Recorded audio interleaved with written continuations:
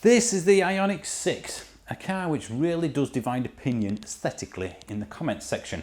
I posted up on my Twitter feed about a week ago when it arrived, and people either said, oh my god, that's ugly, take it away, or I really like that, tell me more. So yeah, you know what, it will be a Marmite car, but I'm going to give maximum points to Hyundai on this one, because at least it does look different. In electric car world, this is not going to be mistaken for anything else. And for that, I really do appreciate it. Whether you like it or not, it is at least different.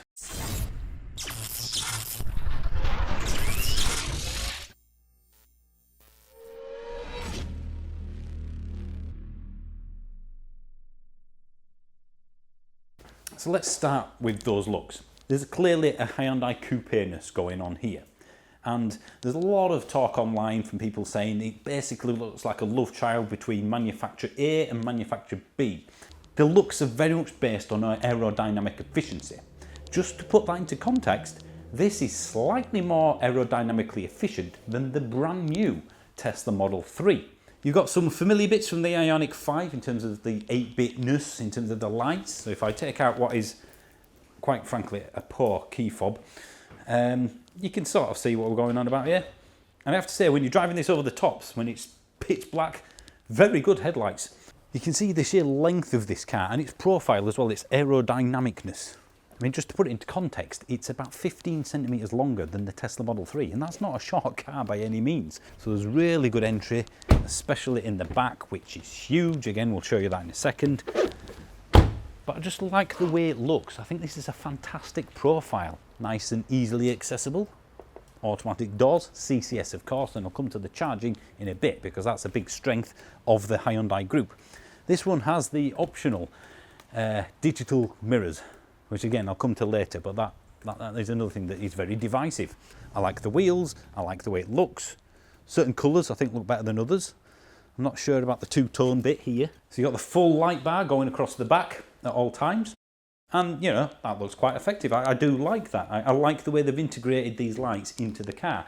You've got the spoilers, getting the rain for a second. But yeah, it does have a familiar air to it, not from the Hyundai group, I should point out. There's a few things I would like to change, like the positioning of the button to open up the boot. That's just filthy, and the rear camera, again, that just gets covered in grime within about half a mile of setting off. The boot, something that won't go down that well, in the UK at least. It's not a hatch, it's a saloon, very, very deep. I mean, I could just about touch the end. I'm sure you appreciated that image. So it's really, really deep. It's not very tall, and there's not a lot of space underneath there for, well, cables and things like that. But it does have a frunk, although in the four-wheel drive version, a very small one. It's not quite as big as the Model 3. The Ioniq 5 is, again, it's a more practical proposition, but that's more of an SUV. But I could absolutely 100% live with that. Right, well, the first place I'll start is when you turn the car on, because it's one of these safety cars that bongs at you incessantly. There's a few safety features I want to tell you about in a minute as well. It is slow at startup.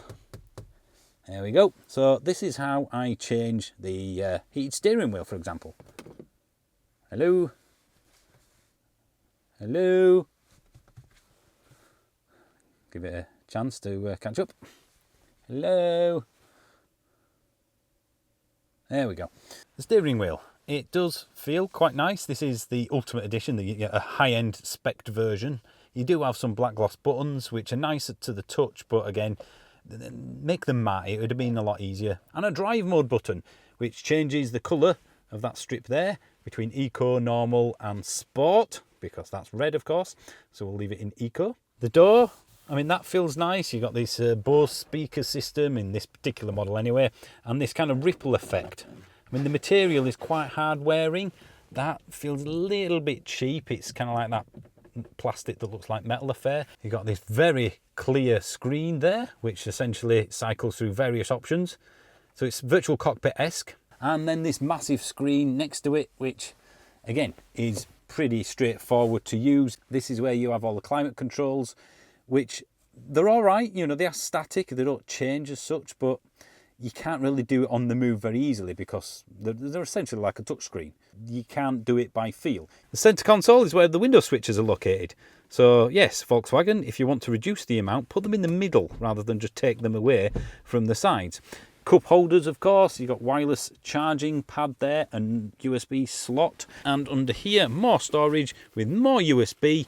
So there's plenty of options, but there's even more, because underneath that is just a huge storage tray, bin, whatever you want. And this, very solid. It does feel like it's screwed together really well. No Harry today, unfortunately, so I'm going to have to do this.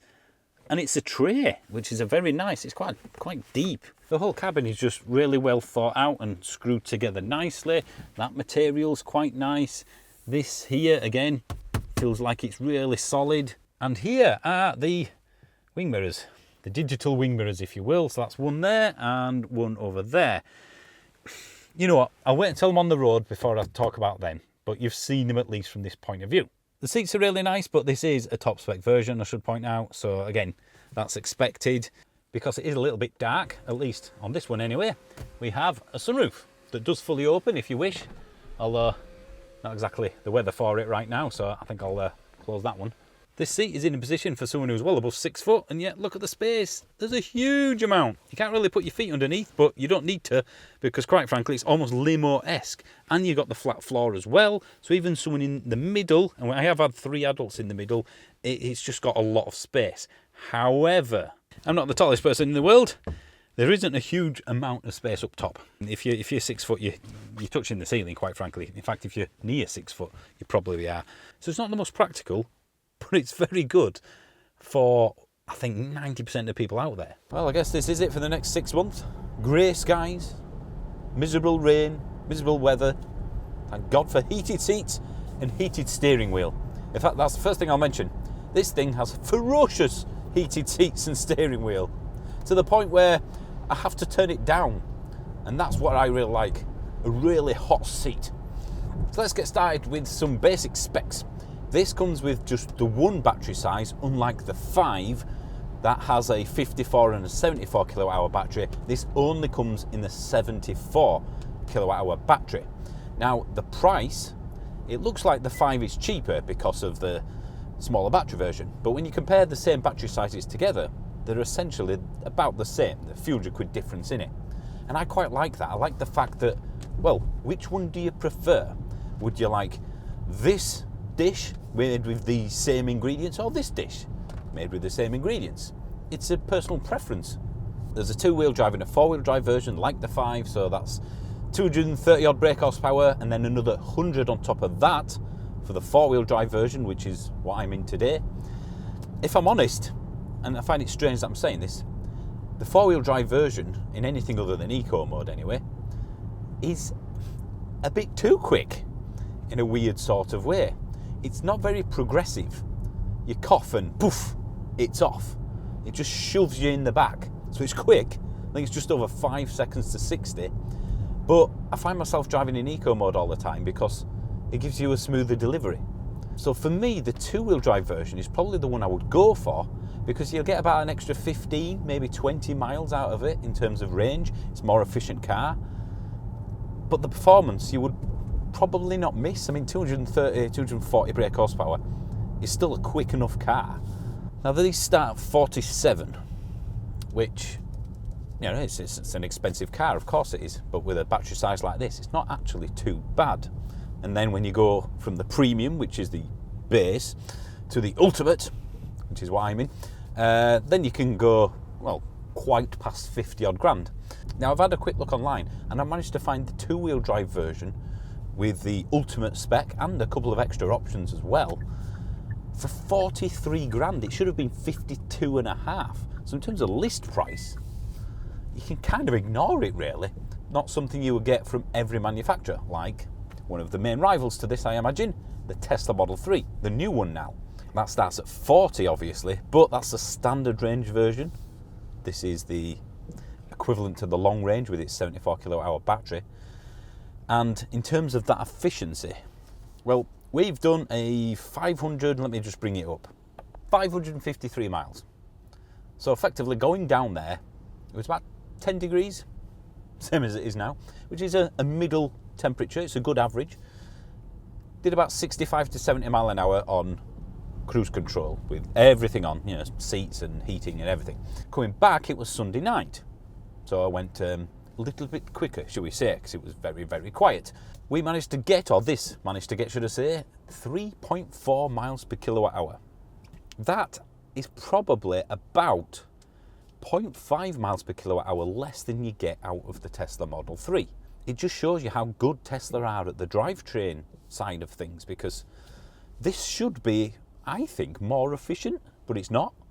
Even around town, I'm getting about 3.4, 3.5, again, with all the heating on and whatnot, about 10 degrees. The wind noise, rain aside, is actually really good. You can tell the aerodynamic nature, but there is quite a lot of tyre noise, I find, probably due to the 20-inch wheels. Also due to the 20-inch wheels, well, it's a comfortable ride, don't get me wrong. I've done a 550-mile journey, no backache, very nice. But when you come across, you know, like rumble strips or just imperfections in the road, potholes, you know, things like that, it thuds. Now, over the last, 1,000 miles that I've nearly done it. Shut up! Now, over the last nearly 1,000 miles I've done in this because, well, it's been a great car to do lots of journeys in, and I might as well pile the miles on someone else's car rather than mine. Given what you seem to get, that gives you a range of about 240-50 miles. 210-ish, shall we say, in winter and 280 in summer. Now, as I said earlier, that's very good. I mean, that's more than enough for 90% of the people in this country. It will suit most people most of the time. But 74 kilowatt hour battery seems to have fallen down the rabbit hole that a lot of manufacturers have had to do, really. I guess it's just the level of technology right now. We want more range, stick more batteries in it, makes the car heavier, makes it less efficient and so forth. So let's put some more batteries in it because the car's heavier. As you may have seen from me shouting at the car multiple times, this thing, like all modern cars, likes its bongs and its safety messages. I mean, let me show you this message, which you see on this screen here, which you have to interact with all the time when driving. Watching this screen while the vehicle is in motion can lead to serious accidents. Oh no, I need to turn my ballistically hot heated seats down. I mean, I know it's a safety message and they have to cover themselves, but that's ridiculous. And another thing that has been driving me up the wall, and this is not unique to this car, I believe it's a relatively new EU mandate that we're following as well, and all cars are going to be doing this. So if you've got a year-old or 2-year-old Ioniq 5, yours might not do this, but everything that you have safety feature-wise, it seems now has to turn itself back on again when you get back in the car. Now, there may be some ways around that for some cars, like maybe a dongle that you can program it with. So one example is lane keep assist. I'm sure most of us are familiar with that, and it drives you mad, especially given all the country roads that I have to drive on where it just doesn't know what's going on. You can turn it off in this car by holding down that button there. Thank you, Hyundai, for giving me an easy off. I don't mind it coming back on again because I can turn it off by pressing that button. Brilliant. But there is one thing which really is winding me up now. And again, it's not the only car to do this, so it's not just a criticism of the 6. And it's the speed warning. Some cars have speed warnings, like if you go above 70 or 80 or 90 or whatever, it goes bong. Whereas this has the, getting more common system now where it reads the speed signs, 40, 30, and adjusts accordingly. And as you've heard before, this is going off all the time. Now, no doubt someone in the comment section is about to say, well, stop speeding then. No. You see, what it does, it reads a sign it passes and then thinks that's the speed of the road. You've got a succession of side roads, for example, on where I am now. They have 20 mile an hour speed limits. So what will happen there is it will read the side road sign that is slightly angled towards us, because you need to be able to see it, obviously, when you're turning, and then go, oh, it's 20 now, and you're doing 30. Bong, bong, bong. On the long trip we did down south and back. On the A1, 50 mile an hour roadworks, and the construction area, if you will, that was 15 mile an hour speed limit on there. it read that and then went, whoa, what are you doing, you crazy maniac? It's 15 mile an hour on the A1, not 50. Bong, bong. And to turn it off, I have to press this button here, which handily brings up the settings there, then click on speed limit, then click on off. So I have to interact with the screen that essentially is dangerous for me to interact with unless you remember to turn it off before you set off. Now, I have heard a few people say that apparently they're going to maybe bring in the driver profile thing so it will remember your setting.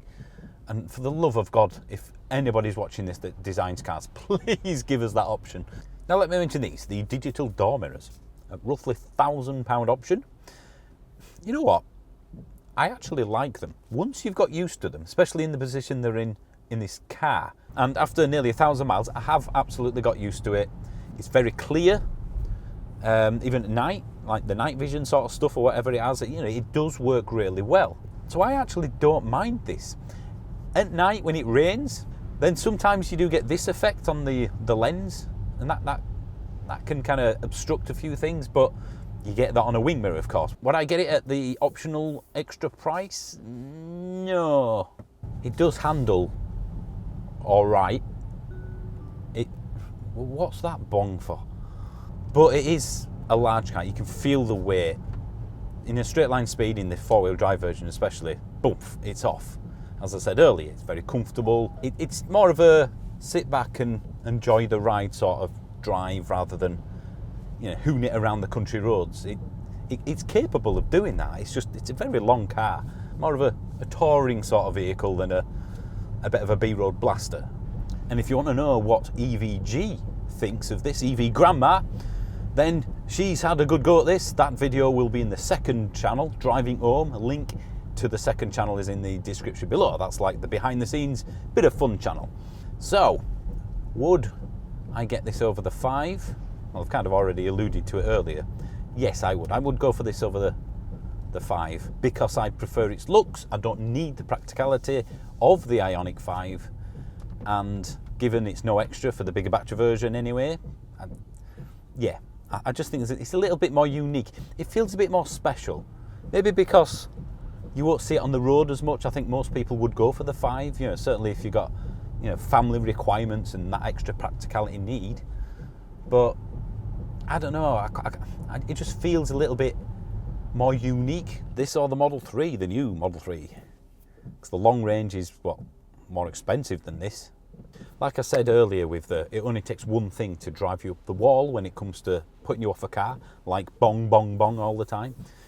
I couldn't have a new Model 3 because of the bloody indicator stalks, as I've done a video about that in the channel already. So go and complain if you're a Tesla fanboy in that video, not this one. But that alone is stopping me if we're in a position from buying a new Model 3. I couldn't get that past the missus.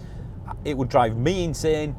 It's a silly idea, unless they do a bit of a U-turn, which I suspect they will do, but who knows. I think I would probably go for this over that, even though you've got the supercharger network, of course, which is a massive deal. Mustang Mach-E, need I say? Of course I would go for this. Any of the ID range, quite different, you know, they're kind of bigger, more family-based practical cars. Again, no competition, it would be this. The charging speed, for example, 800 volt charging. I plugged this in on the way back on our long journey, purely out of curiosity as to what it would get, because we stopped at Grantham. It's got a load of 350 kilowatt chargers on GridServe now there. Plugged it in, and it got 156, 57 kilowatts. There was no preheating in terms of the battery. You know, I did tell the car I was about to charge, so if I had have done that, it would have probably got over 220, which I think is the peak it would get. So if you can find a charger that matches it, this charges at least as fast, potentially more, than even a longer range Tesla with a bigger battery. 10 to 80% in about 20-25 minutes. By the time you've gone to the toilet and got a drink, certainly at a service area, which is sometimes quite busy, the car's probably going to be waiting for you, or very nearly. If this is in your field of vision, 100% give it a test drive. You know, really give it a good go, because it should be on the at least drive it list if you're in that kind of price bracket. And remember that the deals out there for new ones, not pre-registered, brand new ones, are quite insane at the moment, nearly £10,000 discounts. And when you look at the Ioniq 5s that have been out for like 18 months, maybe 2 years, they're going for like 26, 27, 28.